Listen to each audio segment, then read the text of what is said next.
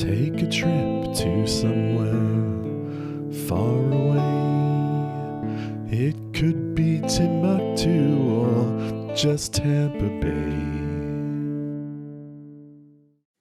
Hello, you've made it to JWADOA, Part 2, Desperate Times.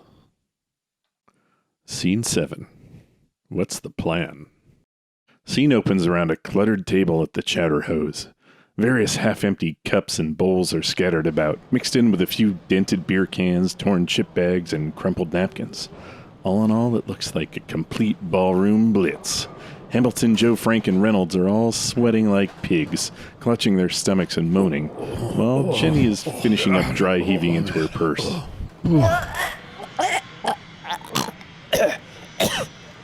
She comes up for air, gasps a few times,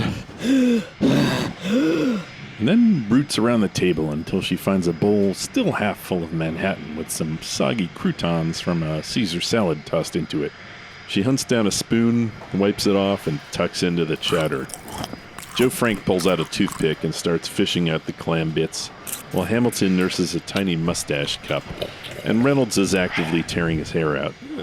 Jenny lets out a massive belch, and everyone is shaken out of their food comas. Reynolds begins to shuffle around on the table looking for some papers. The AC is clearly broken, and everyone looks a bit sweaty and flush. Let me see that plan again. Reynolds pulls out a stained piece of paper with scribbles on it. It looks like the back of a utility bill envelope. He squints to try to make out the handwriting for a moment, sounding out a few random words. Miss Thick Stank. Finally, he gives up and tosses the paper over his shoulder. Fuck. Jenny butts in, her mouth still full of food. Did I ever tell you how I won a Miss Thick Stank pageant back in Sheboygan? Everyone stops what they're doing for a second to stare at her. Collectively, they decide to ignore it and go back to whatever they were doing. Lewis appears suddenly and stomps on the cast-off envelope with his foot. Hey! I pity the fool who litters in my restaurant! He glares at Reynolds until he gets uncomfortable. What? Pick it up! Hey, I don't work here. How about we get some table service? Things are getting a bit crowded around these parts. I got a better idea. How about you pick that up? You know I'm the director of this airport, right? We could shut you down. Or at least take our business to the feed trough. Jenny shudders. Ugh. Don't make me ask you again, fool. Reynolds meets his stare for a brief moment of deadlock, and then finally, Reynolds flinches and gets up to pick the envelope off the floor. He disposes of it properly in the trash. For good measure, he picks up a couple of soiled napkins and a soda cup lid as well. Thank you. Lewis begins to walk away until Jenny flags him down. Hey, Big G, hit me with another oversized ramekin of your finest Boston cream stew. Oh yeah, and a side of ranch. The Wade Boggs, eh? Coming right up. Unless you up for a hit from the hose. He makes the chowder hose arm gesture and gives her a serious stare. Oh, yeah. No thanks, just bog me. Lewis grumbles and goes off to find a clean mug. Well, nobody ever wants to eat rolls, man. Okay, let's take it from the top. Problem 1. This airport smells like diarrhea took a shit. Problem 2. Everything here seems to be falling apart. As he says this, a light bulb above them shatters, spraying tiny bits of glass everywhere and dimming the scene slightly. Fuck! Where the hell is Hoffman? Problem 3. We seem to be dealing with an increasingly hostile army of protesters. Problem 4. If we don't solve the first 3 problems, the FAA is going to turn this entire place into a Zappos warehouse, and we will never work in this town again. Now, does anyone have any ideas? Or at least any fucking idea what's going on here? No idea. To be honest, this place is starting to resemble my Uncle Ethan. What's wrong with your Uncle Ethan? Hamilton slurps at his mustache cup. Everything. He's in a facility. He's dying of AIDS. Full blown. He smells horrible. And every day it seems like there's something new that's gone wrong with him. And he even has to deal with the protesters too, since he's in Topeka. Does he have a hole in his sock? Reynolds ignores Jenny. Wait, What? Really? Oh, yeah, it's depressing as hell. No, I mean, are you really trying to tell me you think John Wayne Airport is dying of AIDS? Well, it makes a lot of sense. What else have we got? Joe Frank nods sagely. Yeah, I can see it. Are you out of your fucking mind? I can't tell Fudgeson that the airport is dying of AIDS? Do they even make pills that big? I mean, come on, man. Jenny points at Hamilton's mustache cup. The fuck is that thing anyway? This, it's a mustache cup. What in McClintock's exclamation point is a mustache cup? Jesus Christ, Jenny, don't you know anything? A mustache cup is a... At that, Jesus approaches, holding out her hand. Jesus is actually a rather attractive and sexually amped older woman, played by Joey Heatherton, dressed in white Jesus robes. Hello, boys. I do believe I've heard my name. Spare a few talents for the light of this world. 57 more cents, and I can pony up for a po' boy. Blessed are the chowder makers, you know, for they shall inherit the girth. She pats her belly. The four of them realize it's too late to pretend they don't see her. Jenny quickly slurps up the rest of the leftovers, eyeing Jesus as she does. Get fucked. I'm Shinto. Jesus peers around at the rest of them after making a half-hearted sign of the cross over Jenny. Nothing, my sons. Can you cure my Uncle Ethan? What ails him, my son? He's got the AIDS. Jesus takes a couple steps back and wipes her hand on her robes. Well, I can ask my dad, but you know how he feels about the... you know. She shakes her fist in front of her mouth with one hand while jabbing at the inside of her cheek with her tongue. The other hand is thumb out, stabbing at her ass. Reynolds pipes up. Hey, that's entirely dependent on how you interpret the ancient Greek. In any case, that homophobic trash isn't welcome here, Jesus. Knock it off.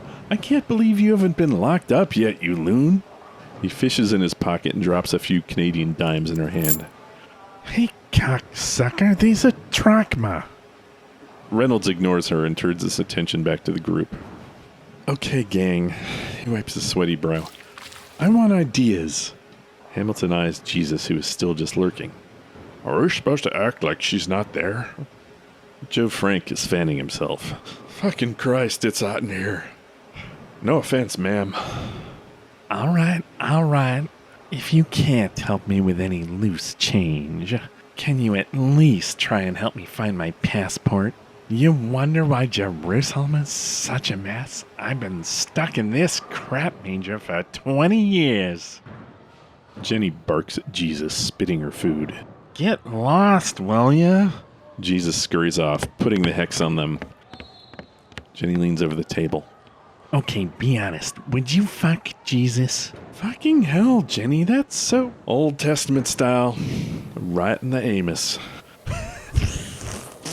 Jenny laughs out a chunk of lettuce. What about you, Ham? Would you Hosea bitch down? You two are juveniles. Cut her some slack. Don't you know she's a gay icon and a true patriot? Wait till she sees my second Peter. Jenny does a spit take on her chowder, blasting Hamilton in the face. He drops his mustache cup. It shatters on the floor. Gluis returns with the bogs. Hey, I pity the fool don't clean his damn Four Loko off my floor. Cut to Jesus, walking out the doors into the bright sunshine. The light hurts her eyes, and she can't really see where she's going. She staggers a bit towards the load-unload zone, where a beggar is sprawled on the ground. He's a gross-looking dude, covered in boils and sores. Jesus shuffles right up to him, but he's disoriented or sleeping or something. So bright. The light of my Father's love shines like a million candles. She squints, then gets an uncomfortable look on her face. Uh-oh. Get the ark. Jesus hikes up her robes and begins to squat. She shoots a heavy stream of piss straight onto the beggar, who suddenly begins to flail and scream. Jesus leaps up and jogs off. I baptize you in the name of the Father, the me, and the Holy Ghost. The beggar struggles to his feet, cursing her out for a moment,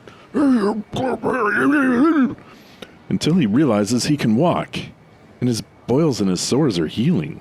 He leaps up, does a soft shoe, and praises the name. Praise the Lord! He brushes off his dirty clothes and sniffs at his hands. Hey, strawberry.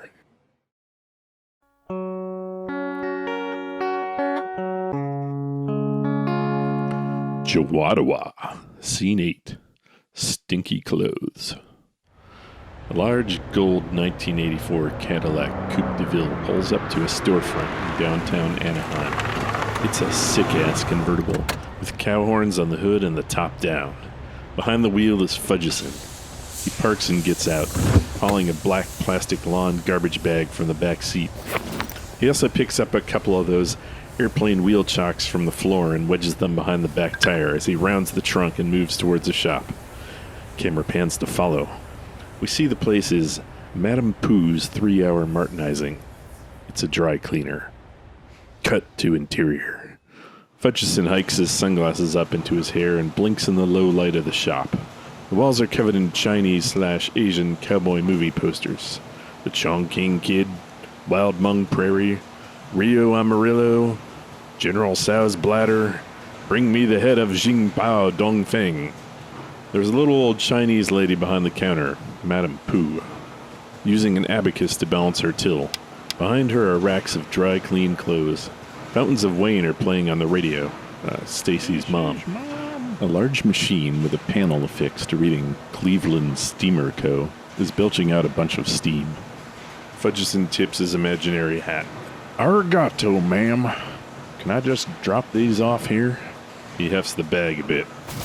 Madame Pooh holds up one finger, indicating he needs to wait on her abacus work. Wait, are you literally working in a Chinese laundry and using an abacus? Did I walk into a Charlie Chan movie? That's racist as hell. Racist? Chinese people use abacuses. I'll tell you what's racist. White people telling me what I can and can't do. That's racist. Madame Pooh finishes her calculation, then sets aside the abacus. Well, actually, I'm half Native American. My mother was... Well, good afternoon, Kimo-sabe. Yes, just put your soiled garments here. Fudgeson considers taking issue with her language, then just gives up and whomps it down. Soiled. No, it's not quite like that. They just, Madame Pooh opens the bag and gets knocked back by a stench. Let's say her wig is askew. She gives Fudgeson the evil eye. What have you been doing, gringo? Some kind of a American poop sex game? Brown Jack? This... She points at the bag. This is not natural. ma'am, please, You take me for a fool, do you? I hear things you know. Stories about what you people do at night. Ma'am, please, I was not partaking in an Altoona schooner. Then what you been doing, huh? I just spent all morning at the airport. Airport. John Wayne. Fudgeson nods. She spits on the floor. A curse on that place. It's evil. She begins to shove the bag back at him. I refuse. I want nothing to do with it. Evil. Demons. Fudgeson pushes the bag back at her. They go back and forth, each of them getting a nice whiff with each shove until they are both retching. I can't go back to Washington in these clothes. They need to be cleaned. Unclean. Unclean. No hours of martinizing will get the stink of evil out. Fudgeson gets desperate. I'll pay double. She immediately stops, pulls the bag toward herself, and chucks it into a laundry basket. Ready by 4:30. Привет. She turns her back on him and straps on some kind of industrial gas mask. She gives herself a generous hit of Chanel No. 5 and starts getting the laundry ready. Fudgeson stares for a moment, and then turns on his heel and walks out.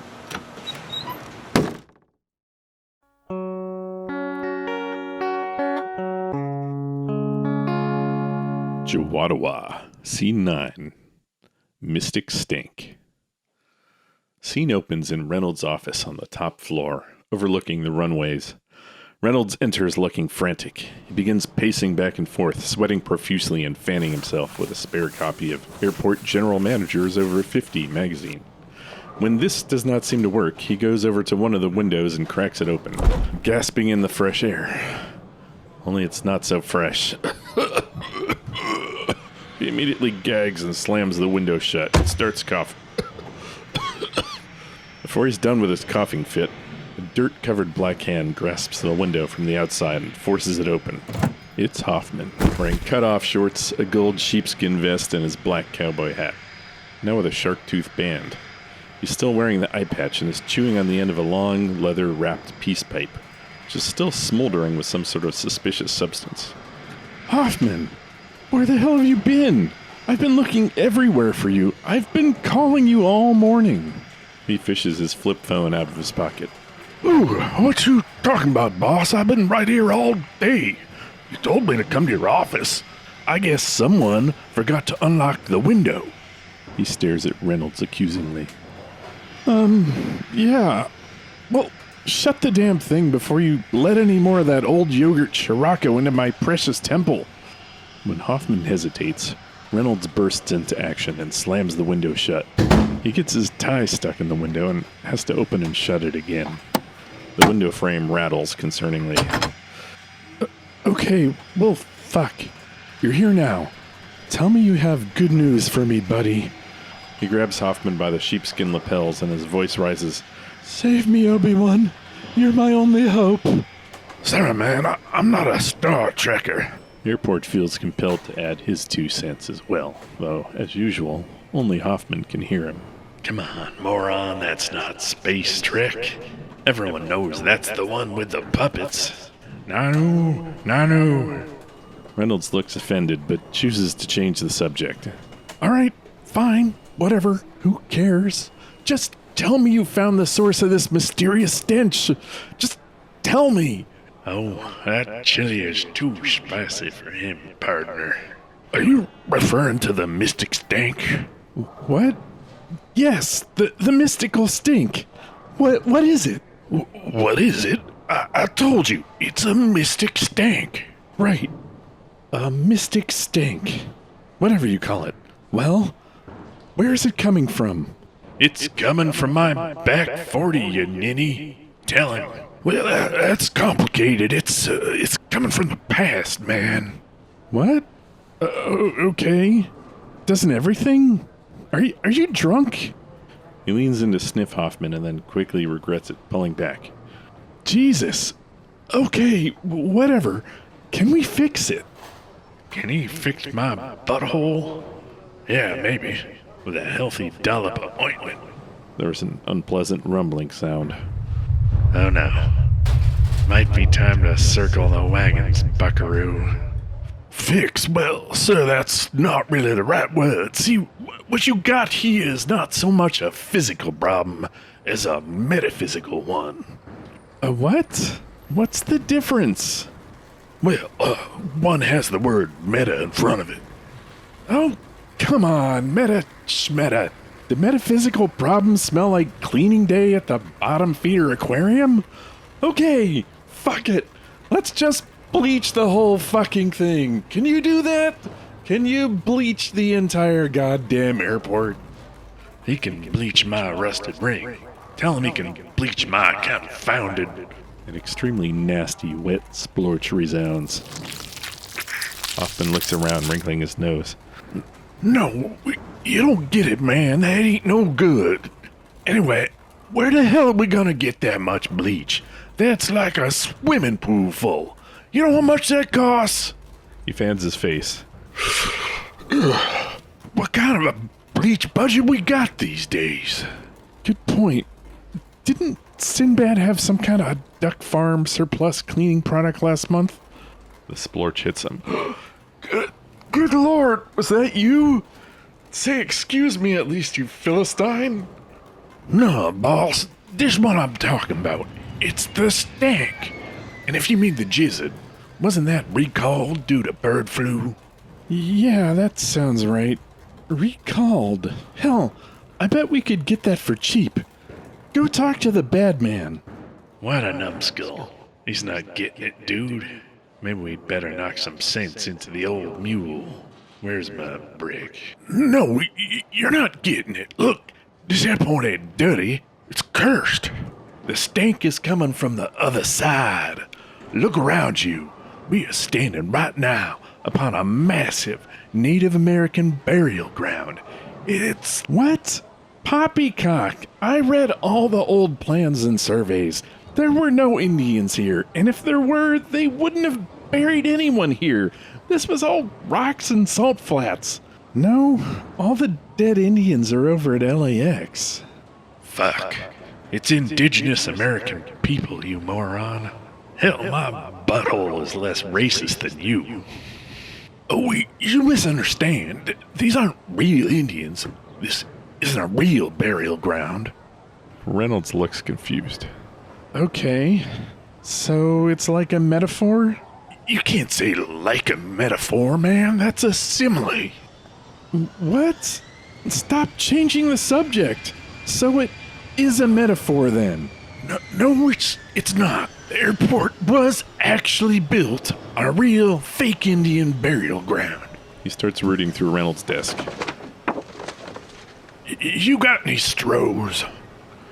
Reynolds walks over to the closet where he has a mini fridge. He pulls out a couple of beer cans and tosses one to Hoffman, then sits back in his chair, cracks the beer, and begins to gulp from the can, mopping his brow. Fuck, man. This is gross. He throws the beer in the trash. Reynolds wipes his mouth with the back of his hand. Fake Indians, eh? Real enough to gargle the shit out of your airport, but yeah, they're fake. I mean, they can't be real. They're like total stereotypes, like all wrong. Blackfoot war paint with a Cherokee ceremonial headdress, leather loincloths, cheap wristwatches, that kind of thing. What? Are you some sort of expert on Native American costume now? Well, my grandmother on my mom's side was half Sioux. So you've met these Indians? A few, yeah. Let's see, there's Spread Eagle, Big Black Hawk, multiple orcas swim. Oh yeah, and once in a while I seen Diddley Squaw. I diddled a few squaws back in my day, too. What? God damn it, what the fuck is wrong with you? Those aren't real fake Indians. Those are porn names. Have you been sniffing the airplane glue again? Fuck! I don't have time for this shit. No, I swear, they're real. Well, real fakes. I traded some Amazon stuff with him for this badass pipe. So, where are these teepee squatting clowns? Fuck. And they call me racist. They're right here, boss. In the airport. Really? So, you can take me to them? Huh? You know where they are, right? So, you can take me to them.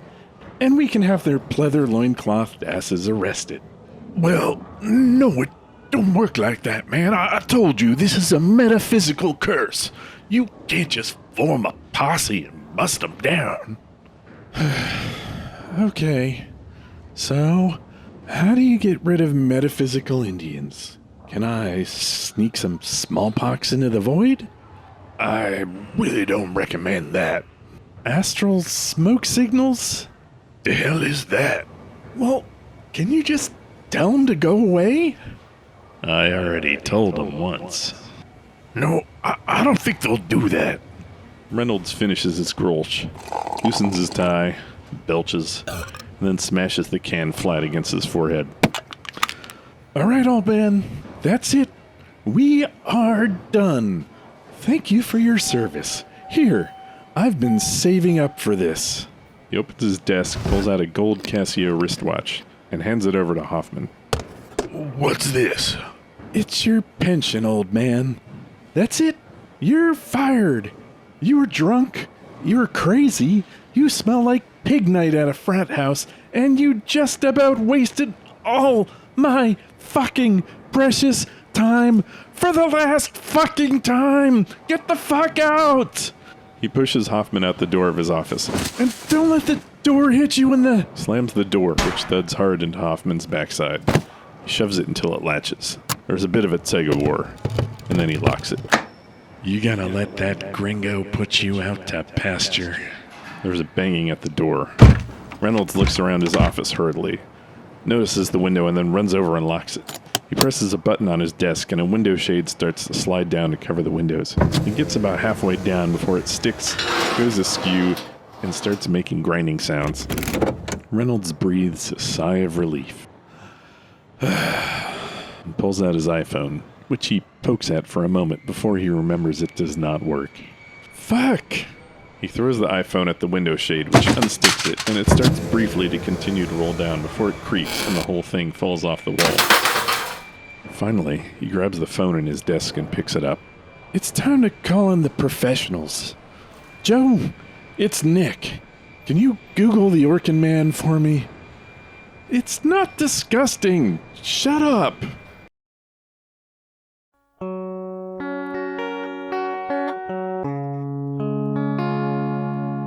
JWADOA, Scene 10, John Wayne Movies.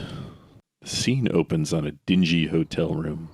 Fudgerson is sprawled on the floral print bedspread in his tidy whities. A Schlitz tallboy is propped on his stomach, and he's got a remote control in one hand. We see several empty cans on the bed around him and a picked-over takeout turkey in a plastic tub on the night table. We see the bedside clock read 6:14 p.m. On the floor is a full black plastic garbage bag.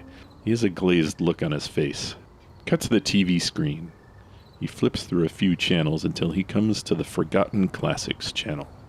Stay tuned for our celebration of a true American icon.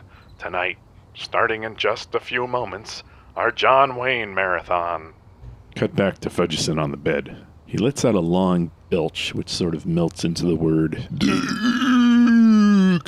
Cut back to the screen. We see a Technicolor title screen. Y. Pitt Productions presents a film by Graham Pizzorni, starring John Wayne. Cut back to Fudgerson. Woo! He scratches his balls and chugs some beer. Cut back to the screen. Final title card. Fitzpatrick dissolves into the film within this film. The fake film opens with John Wayne, who we imagine could be played by Billy Bob Thornton and voiced by Larry Storch, riding across a prairie on a lovely sunny western day. In the distance, we see some teepees. Cut to Fudgerson on the bed. Damn, that horse has a dump truck. Cut back to the fake movie. An Abe Lincoln-looking dude rides up to John Wayne. He has a bunch of rolled-up maps and charts under his arm. Fitzpatrick, it's about darn time. The territorial government hired you to clear this land of Injuns by summer, and it's almost planting time. John Wayne laconically looks the guy over, then peers out at the teepees. Hold your horses, Nellie. You can't rush greatness.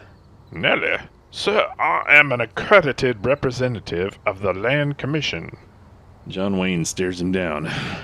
You're a panty waist. John Wayne punches him in the jaw and knocks him off his horse.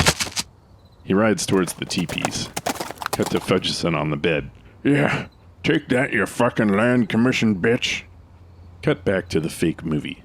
John Wayne reins up in front of Chief Buffalo Nickel in full Comanche headdress and Cherokee war paint in the midst of the teepee village. John Wayne holds up his palm. How? Buffalo Nickel just stares in that noble, savage kind of way. John Wayne fishes a worn-out piece of parchment from his pocket and waves it in front of the chief. Here, I have big medicine that say you must go to the lands of your fathers. He whips the paper back and forth. Vamoose! These are the lands of our fathers, and their fathers, even unto the time of the Great Spirits. What are you saying, paleface? John Wayne crumples the paper. Ah, hell, I'm saying go, or I'll plant you, redskin. Buffalo Nickel turns to confer with his braves. As he does, John Wayne pulls his six-shooter and starts blasting. All the Indians are dead. Cut to Fudgerson on the bed, eyes bugged. Holy shit! I didn't see that coming. Cut back to the fake movie. There's a quick montage of John Wayne shooting Indians, burning down teepees, hunting squaws with a bow and arrow, pissing into a well, using corn cobs as toilet paper, all kinds of insensitive garbage. Cut to Fudgerson on the bed.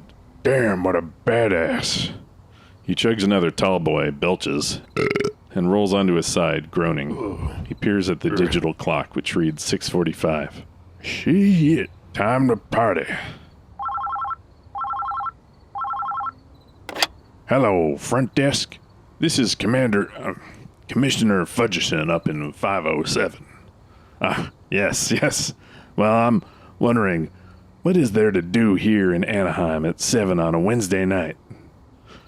No, god damn it, I've been banned from Disneyland. Really? The Fertile Crescent, you say? It's a what? Why the fuck not? He rips another belch and hangs up.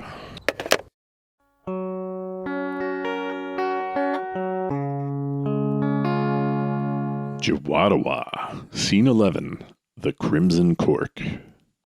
The scene shifts to the lesbian bar, the Fertile Crescent. It's kind of swanky and western themed with 2 levels. Upper story looking down over the bar and dance floor. It's packed with fine-ass lesbos. Some dance version of Don't Pull Your Love Out is playing. The bartender is a chubby bull dyke, slinging beer down the bar and pouring shots. The dance floor is full. The place is loud. We see Fudgerson burst through the front doors. He's wearing a buckskin jacket, Davy Crockett cap, unseemly tight leather pants, and cowboy boots. No one else is in western gear, incidentally. They told me it was cowgirl night. Takes off his hat and slaps his thigh with it.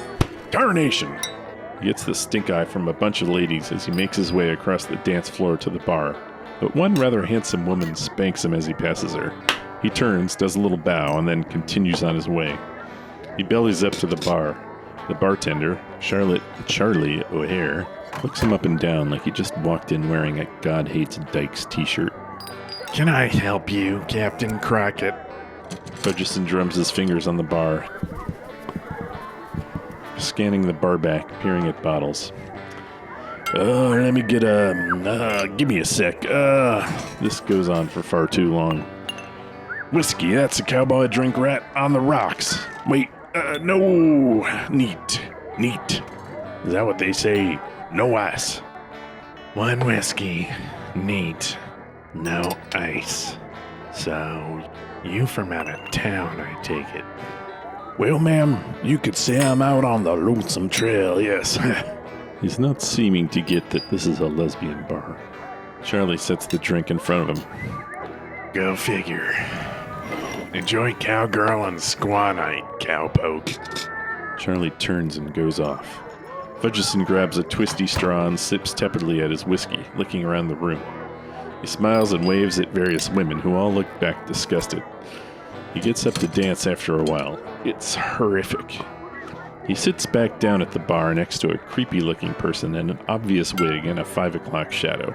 It is Peter Tucker, fantasy casting, David Payne, an airport inspector, dressed in drag, sucking on a big fruity drink with an umbrella.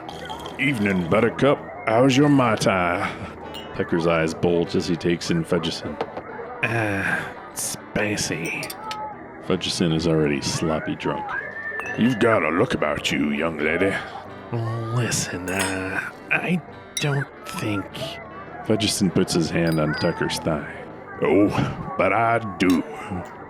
Tucker takes Fudgerson's hand off him. No, this is not what you think it is. I'm not, Fudgerson sits back and looks Tucker up and down. Wait a second. Tucker takes out a compact and touches up his lipstick, then puts it away in his clutch purse.